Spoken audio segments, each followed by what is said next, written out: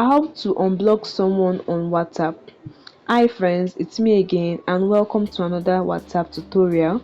Today I'll teach you easy steps on how to unblock someone on WhatsApp on both Android and iOS device. Alright, so open WhatsApp and go to the main screen.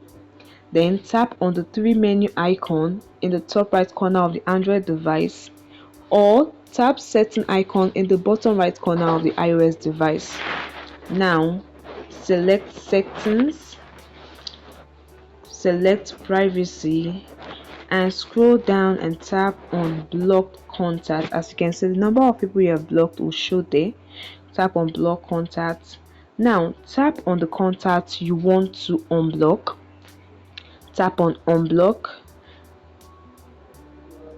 and this way you have unblocked someone on WhatsApp.